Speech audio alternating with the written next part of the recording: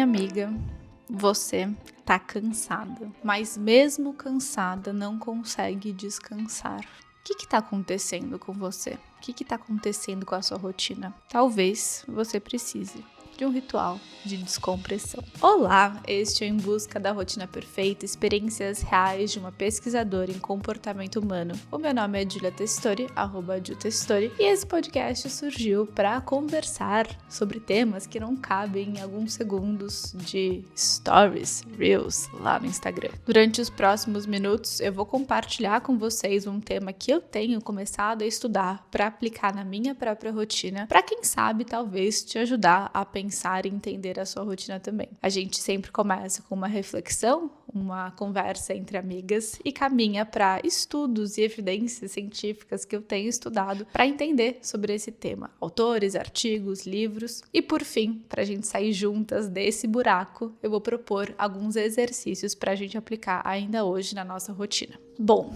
imagina que você teve um dia extremamente cansativo. Você acordou cedo, já começou a se atrasar porque não conseguiu levantar no horário, teve que pegar suas coisas na correria, pegou um trânsito, entrou no ônibus e tava cheio e as coisas não andavam. Chegou no limite do horário no trabalho. Quando você chega no escritório, você abre o seu e-mail e você já é bombardeada de pendências urgentes para ontem, reuniões sendo marcadas no único horário que você tinha para poder se concentrar e desenvolver o seu trabalho. Durante o almoço você come, mas a sua cabeça continua com as preocupações. E chega no final do dia, ao invés de você sentir a sensação de que, nossa, o dia está terminando, na verdade não. Você fica ansiosa com todos os prazos que estão cada vez mais perto, a pilha de problemas para serem resolvidos que não cessa nunca. E quando você chega em casa exausta, você vê todas as tarefas domésticas acumuladas que você mesma tem que fazer. Sabe aquela situação que quem vai preparar a sua janta, fazer aquela sopa quentinha para te receber em casa? Você mesma, minha amiga. Bom, eu espero do fundo do meu coração que essa minha breve descrição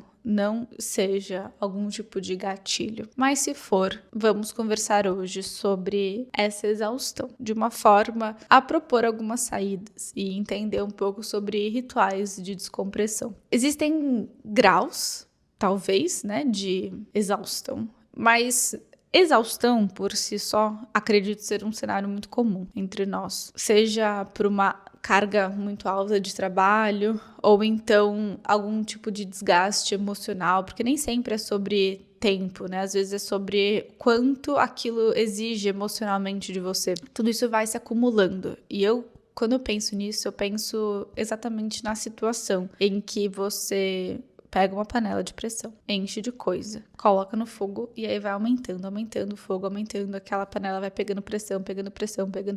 Quando você chega em casa, se você tentar forçar e abrir ela para esquecer tudo aquilo que estava acontecendo, ela vai explodir. Inclusive, eu tenho um pouco de medo de panela de pressão. Não sei se isso daí é meio lenda e coisa que eu botei na minha cabeça sem lastro nenhum, mas eu tenho um pouco de receio. Eu já explodi algumas coisas na cozinha, já explodi a minha Bialetti, sabe, cafeteira italiana? Eu tinha uma que inclusive gastei minhas economias para ter uma cafeteira bem aesthetic. Ela era tão bonitinha. Eu vou nos stories, posso postar uma foto disso depois. E ela era de vaquinha, assim, porque você colocava embaixo a água, né? Na cafeteira italiana você coloca água, aí tem um filtrozinho com café e você fecha. E por pressão, a água vai passando, né, por um tubinho assim no meio, passa pelo café e cai. Só que essa cafeteira específica, você podia colocar leite em cima e ela tinha um vaporizador. E ela era perfeita. Até que um dia eu tava fazendo café e ela explodiu. Assim, super perigoso, né? Graças a Deus que eu não tava na cozinha naquele momento. Mas deixou o teto completamente manchado. A gente teve que pintar depois e explodiu porque entupiu um caninho. Inclusive, cuidado com isso. Eu fui entrar em contato com a Bialetti para pedir uma resposta, né? E um conserto, eles falaram assim, Inclusive saiu de linha essa cafeteira, porque não tava dando muito certo. E teve uma outra vez que eu tava fazendo kombucha em casa. Vocês também são desses experimentos, assim? Tipo, às vezes é pão e aí tem um levain dentro da minha geladeira. Às vezes é a kombucha. Eu carreguei por alguns meses, talvez anos, um alien na minha despensa, que era a minha kombucha. Parecia tipo um órgão, assim. Eu ainda às vezes colocava chá de hibisco, ficava meio vermelho. E aí uma vez eu tava na casa da minha sogra fazendo minha kombucha de pitaia, só que eu não coloquei numa garrafa de plástico que você fecha a tampa, sabe? De rosquear. Eu coloquei numa garrafa de vinho com uma rolha de vidro. Qual é a chance disso dar certo, né? E aí quando eu acordei, o teto da cozinha dela estava rosa. Cor de pitaia. Enfim, a gente não consegue puxar com muita força e abrir essa panela de pressão, e se a gente tentar fazer isso, algo vai explodir, vai respingar em alguém ou em você mesmo, alguém vai se machucar, você ou as pessoas ao seu redor, porque o jeito certo é você desliga o fogo, dá uma apertadinha assim, uma empurradinha no pino da pressão e ela vai soltando a pressão, até que você consiga realmente abrir essa panela. Essa é a imagem que se passa na minha cabeça quando eu penso em um dia que foi muito desgastante, exaustivo, e o processo de chegar em casa, ou até, às vezes é bom, às vezes é ruim você tá já na sua casa, né? Porque aquele mesmo ambiente que você trabalha já vira um ambiente de descanso e as coisas começam a se misturar. Mas aí você chega em casa, ou então você decide que deu por hoje, e você precisa dar uma empurradinha nesse pino da pressão para começar a sair a pressão, o vapor, sei lá, e depois abrir e conseguir ter contato com o que tem lá dentro dessa panela. Eu imagino que um ritual de descompressão seja um pouco esse processo de ir aos poucos tirando essa pressão para que a gente possa realmente descansar. Você tem na sua rotina algum tipo de ritual de descompressão? Às vezes pode ser um bom banho. Então, eu estava lendo uma vez o livro Aurora, o Despertar da Mulher Exausta, da Marcela, que é a criadora, fundadora da Óbvios, e ela falou em algum capítulo que ela chegava muito exausta em casa depois do trabalho e ela começava a descontar no namorado, marido, não lembro. E descontar toda essa irritação com qualquer coisa que ele falava, enfim. E ela foi percebendo que a melhor coisa era chegar e ir direto pro banho. Quase como se fosse um ritual de descompressão, para depois conseguir mudar um pouco o estado mental, para conseguir se relacionar fora. Então, tipo, acabou o trabalho, o estresse fica lá. É óbvio que a gente precisa aprender a lidar com esse estresse e a tornar esse ambiente mais saudável, para que seja justamente produtivo, mas essa não é a conversa de hoje. É como passar de um estado mental de muito estresse para um estado mental de descanso, para que você realmente possa descansar. Porque às vezes a gente nem tem ninguém para ficar descontando, mas a gente deita na cama e não dá sono. E até o sono é procrastinado. Não é algo que eu vejo muitas pessoas comentando sobre, mas se fosse para chutar, eu chutaria que você já passou por isso. Pelo menos porque eu já passei por isso muitas vezes, de estar tão cansada que eu procrastino até o meu sono por preferir ficar, sei lá, rolando feed ou assistindo alguma coisa. Até o processo de descansar eu não consigo fazer. E eu, assim, pela minha experiência, julgaria dizer que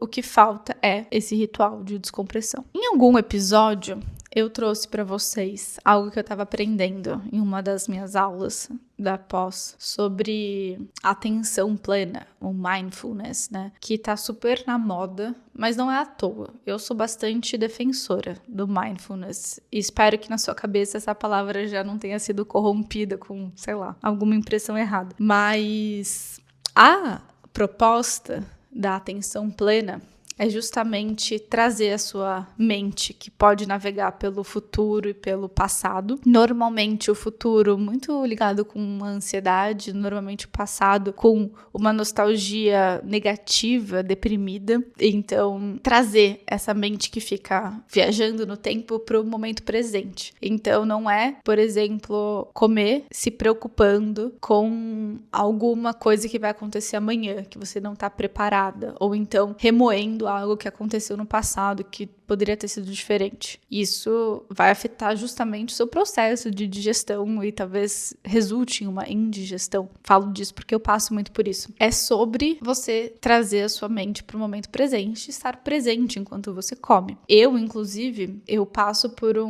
vários tratamentos. Desde gastrite, que hoje em dia tá bem mais controlado, mas carrego aqui as minhas 3 úlceras cicatrizadas. Mas hoje em dia eu lido com um processo de tratamento, tentativa de tratamento de SIBO, que é um supercrescimento bacteriano no intestino. Assim, caso você tenha alguma solução, por favor, me mande mensagem, porque eu não sei mais o que fazer. Já fui em vários médicos, tento vários tratamentos, mas é muito difícil. E eu costumo me alimentar já nervosa e tensa por não saber se eu vou reagir bem ou não àquele alimento. E não tem... Assim, você pode falar assim, Júlia, mas tira o glúten, tira pipipi, popopó. Já testei muitas coisas. Talvez tenha alguma coisa que eu não tenha testado, mas eu já testei muitas coisas e é uma loteria do mal. Tipo, eu não sei quando que eu vou ficar estufada, quando eu vou me sentir incapaz de fazer a minha própria digestão, algo que para muitas pessoas é a coisa mais simples do mundo, né? Existem muitas preocupações. Digerir a comida não é uma delas. No meu caso, não. Muitas vezes eu como tensa. E essa tensão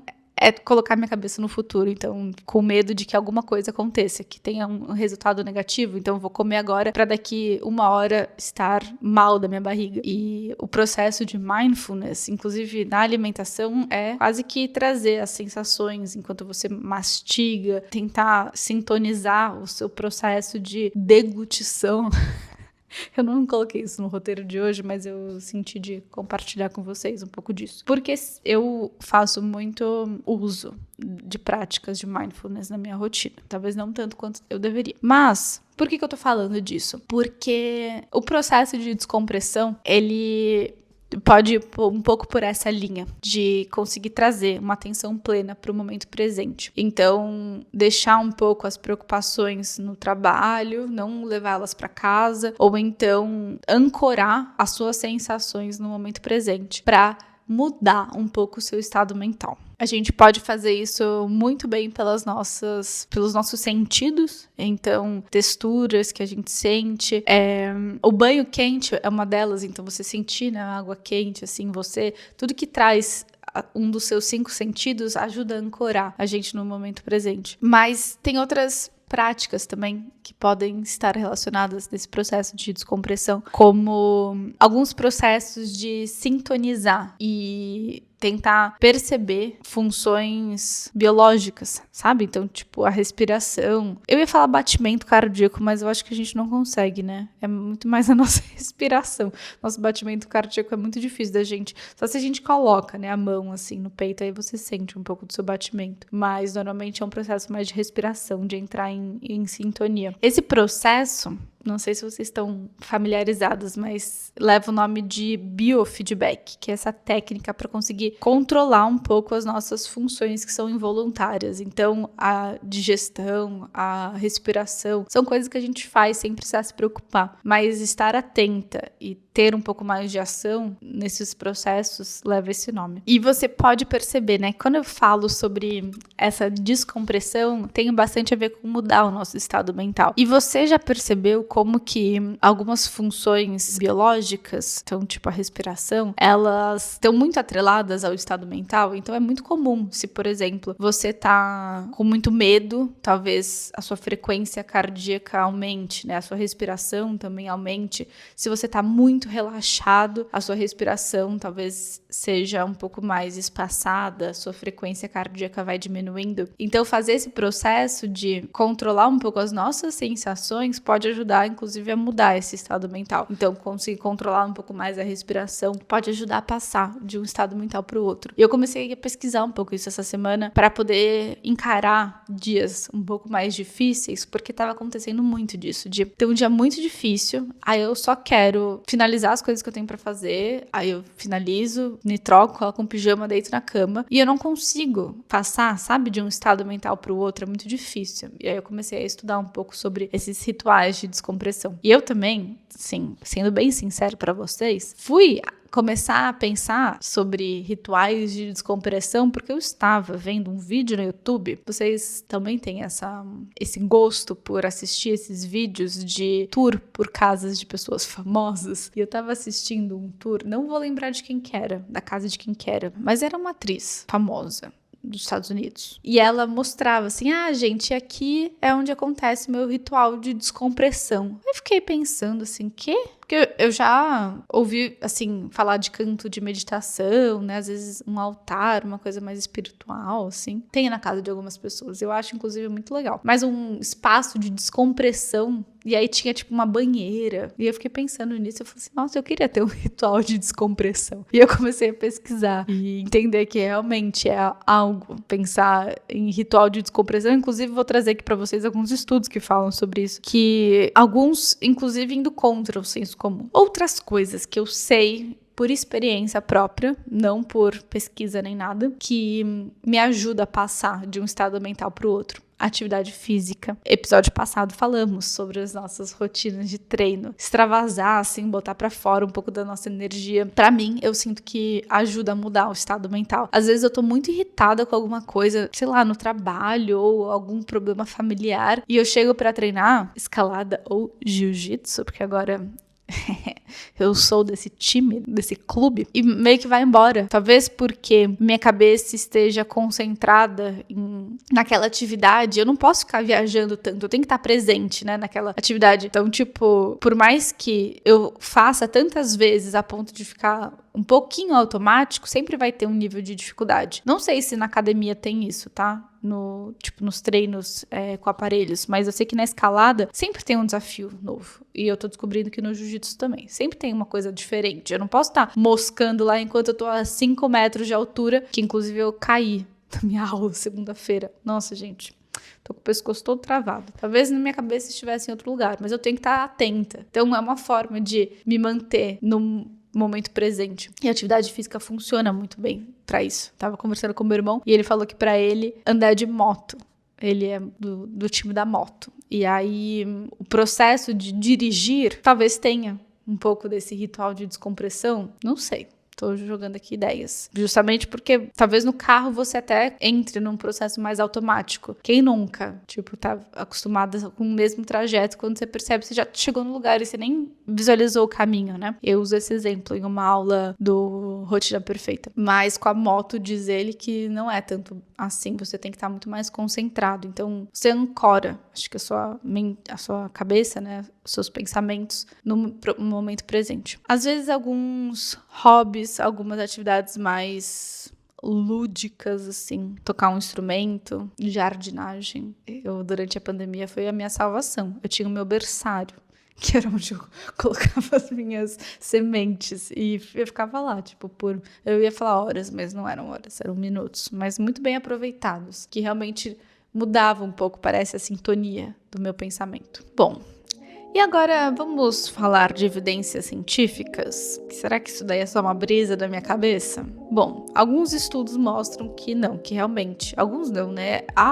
O estudo da prática de mindfulness, ele é bastante difundido, assim, tem muitas evidências que comprovam diminuição de ansiedade, vários quesitos que são testados e alterados pós-prática de mindfulness. Tem um estudo que eu estava estudando, um artigo que eu estava estudando, efeitos da terapia de descompressão por mindfulness na saúde mental e burnout em enfermeiras trabalhando na linha de frente do coronavírus, da pandemia. Então, assim, né? O nível de estresse altíssimo, muito provavelmente além do que a gente passa, mas não quer dizer que a gente não possa entender esse cenário para conseguir entender um pouco da nossa própria rotina. Mas alguns resultados desse estudo, que eu vou deixar aqui na descrição, apontam as melhoras significativas da saúde mental e redução do esgotamento profissional,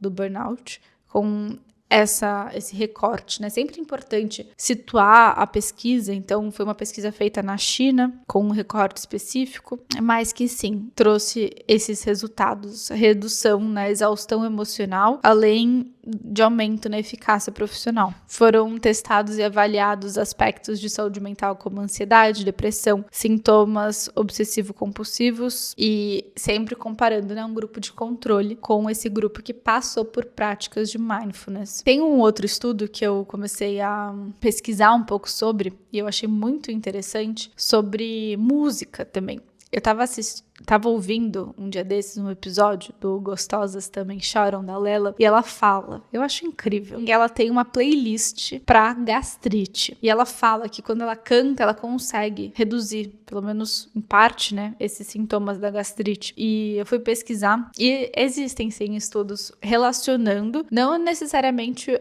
o cantar, mas eu consigo super me colocar nessa situação, mas estudos que mostram que algumas músicas, tanto escolhidas pelos pesquisadores quanto escolhidas pelos próprios pacientes, né, ou pessoas daquele experimento, elas conseguem diminuir algumas percepções de dor. E um ponto que eu achei muito interessante de começar a pesquisar um pouco mais é a partir da teoria de que existe uma percepção da dor e quando você tem contato com outra percepção, falando dos nossos sentidos, é quase como se aquele canal pudesse ser passado uma coisa só. E se você tá focada na música, fica um pouco em desfoque a sensação de dor. Então, a partir do momento que você tá exposta a alguma música e você começa a entrar um pouco em sintonia, inclusive, às vezes até a sua respiração entra em sintonia com a música, eu acho isso muito legal de estudar. Além disso, esse desvio de foco pode diminuir algumas sensações físicas de dor. Esse estudo também tá aqui embaixo na descrição. E eu trouxe aqui um trecho dessa pesquisa para vocês entenderem um pouco mais sobre esse processo. Talvez vocês achem tão interessante quanto eu. Mas que a pesquisa fala assim, que a música tem o potencial de mascarar estímulos ambientais indesejados, distraindo o ouvinte de estresses físicos ou emocionais. Segundo a teoria do controle do portão da dor, estímulos concorrentes podem reduzir a percepção da dor ao fechar portões neurais que permitem a passagem de sinais de dor. E quando eu tava pesquisando, acho que foi o ano passado, no começo da minha pós-graduação, sobre justamente essa resposta neural que nos provoca dor. Sabe quando você chuta a quina com seu dedinho e aí dói? E aí o que você faz? Você pisa em cima para parar a dor? Por favor, não me fale que eu sou a única pessoa que faço isso. Eu imagino que você faz. Sabe quando? Outro exemplo. Você tá lá fazendo depilação e aí a mulher passa a cera, puxa com tudo e coloca a mão, ela aperta. É como se a gente tivesse, um neurônio que recebe essa pressão, essa dor, só que só pode passar uma coisa por esse neurônio. Ou vai ser a dor do arrancar o pelo, ou vai ser a pressão que você tá fazendo. E ao pressionar, você impede que passe a dor que você estava sentindo antes. Eu vou tentar estudar um pouco melhor isso para trazer de uma forma um pouco mais profissional para vocês, mas aqui a gente tá conversando, né, entre amigas. E saibam que isso daqui, assim, é um recorte bem superficial, tá, do que é esse processo. Não porque eu não queira compartilhar com vocês, mas simplesmente porque eu nunca me aprofundei nesse assunto. Mas é um pouco a mesma coisa. Você chuta com o seu dedinho a quina e aí você pisa em cima. Quando você pisa em cima, você recebe um estímulo da pressão que vai impedir a passagem do estímulo da dor de ter topado com o seu dedinho. E talvez, pelo que eu tô entendendo aqui, estar em contato, né, ouvindo uma música tenha algo semelhante acontecendo. Mas nem tudo são flores, minhas amigas. A gente tá conversando aqui sobre vários tipos de atividades para incluir no nosso ritual de descompressão, para a gente poder ter o nosso próprio ritual de descompressão, mas é importante falar que nessa minha pesquisa eu encontrei um artigo que entende sobre o paradoxo do relaxamento induzido. Então, imagina que você tá passando por algum tipo de terapia de relaxamento, de descompressão, só que ao invés de resultar no relaxamento, você induz mais ansiedade. E o que acontece? Eu vou trazer isso bem rápido para vocês, só pra gente deixar claro que muitas coisas podem acontecer e que se talvez não esteja funcionando com você, tem um motivo e a gente pode entender isso daqui juntas. Para algumas pessoas, estar em um constante estresse, num nível realmente previsível, é horrível, mas é previsível. Eu sei que eu tô estressada, estressada e eu vou continuar estressada depois, e depois, e depois. Ou eu tô exausta e eu vou continuar exausta depois, e depois, e depois. Para algumas pessoas, isso daí vai ser melhor do que passar por um relaxamento induzido e cessar um pouco esse pensamento negativo ou essa exaustão, esse cansaço, esse estresse, para que ele volte de forma repentina mais para frente. Então, esses autores desse estudo do paradoxo do relaxamento induzido, que também, óbvio, tá aqui na descrição, o estudo e o link, eles testam essa hipótese de que o relaxamento induzido pode despertar ansiedade em pessoas que já têm algum tipo de transtorno de ansiedade generalizado ou alguns outros, porque existe um medo de ter contato de forma repentina de um pico de emoção negativa, de um pico de estresse. E para evitar esse pico, porque toda vez que você passa por um processo de relaxamento, você diminui o estresse. Se você diminui e em algum momento você vai ter contato de novo, existe um pico. E por temer esse pico, existe mais ansiedade no próprio processo de se relaxar do que se não tivesse esse relaxamento induzido. Tudo isso para falar que estamos aqui abrindo conversas, estamos aqui pensando sobre a importância de ter rituais de descompressão, trazendo complexidades e camadas para essa conversa, porque sim, eu não estou aqui para te dar, diferente do episódio passado, esse episódio não é um guia, esse daqui não é toda a sua solução, é uma abertura para a gente começar a pensar e desenvolver em outros níveis um pouco mais da nossa percepção sobre os momentos de descompressão. Às vezes podem ser momentos de descompressão diários, então todo fim do dia, às vezes até anuais, então momentos de descompressão como, por exemplo, as nossas férias, importância de sim tirar férias e férias mesmo. E é óbvio que aqui é uma conversa. Eu tô aqui conversando com você, trazendo talvez uma pesquisa muito, muito preliminar, trazendo as minhas reflexões, a minha experiência, mas sempre surge dessa conversa o estudo mais profundo, um desenvolvimento de inserir isso em uma metodologia de criação de rotina. E tudo isso vai fazendo parte de um acervo dentro do Clube Rotina Perfeita, que é o meu clube de assinatura, que não é um curso. Tudo bem, tem 3 cursos lá dentro, o Rotina Perfeita, que é o nosso ciclo básico, rotina de estudos e rotina de trabalho, a depender da sua rotina atual. Mas muito mais do que um curso, ele é o ambiente, um ecossistema para que você consiga não só criar a sua rotina perfeita, spoiler, é a rotina que funciona para você e não é uma rotina que não permite erros, não é isso que a gente está falando, mas que para além de propiciar essa criação de uma rotina, você está em um ambiente que vai garantir a execução dessa rotina e a constância dessa rotina por vários pilares que são desenvolvidos por mim e pela minha equipe por meses e agora já anos, porque o clube já tem mais de 1 ano, mais de 800 assinantes e mais de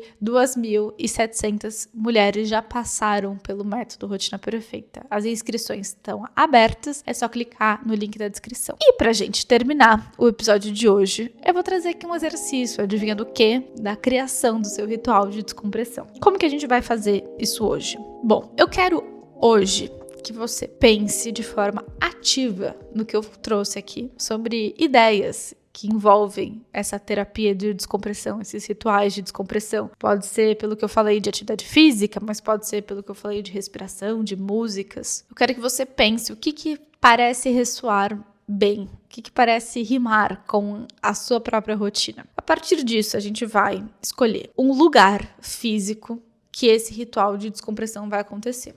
Pode ser o espaço da sua casa, pode ser parte do seu banheiro, que vai ter uma preparação para esse ritual de descompressão, pode ser uma vela, porque inclusive o olfato é um sentido e uma vela cheirosa pode ancorar você também no momento presente. E aí você vai pensar em um espaço para que ocorra o seu ritual diário de descompressão. Você vai definir em que momento que isso vai ser feito. Então, momento depois do trabalho, se você conseguir definir um horário certo, melhor ainda. Isso tem muito a ver com o que a gente fala do plano de implementação. E a duração. Você vai ficar lá por 15 minutos, 20 minutos, enfim. E você vai pensar qual que vai ser essa atividade ou sequência de atividades desse seu ritual de descompressão e tentar implementar isso na sua rotina, se der, hoje mesmo, ou pelo menos nessa semana. E me contar aqui nos comentários qual que é o seu ritual de descompressão para que a gente possa ter ideias de outros rituais de descompressão. Eu Por exemplo, além de tomar um banho muito gostoso, pra mim funciona muito bem esse body scan, sabe? Eu aprendi isso em algumas meditações guiadas, mas que é o processo de você tentar escanear o seu corpo e sentir todos os pedacinhos e partezinhas do seu corpo.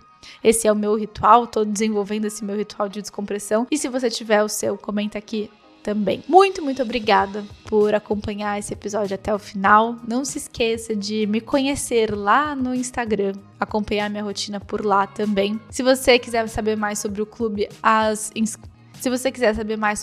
o link tá aqui embaixo. E eu te vejo na semana que vem. Boa semana e até mais!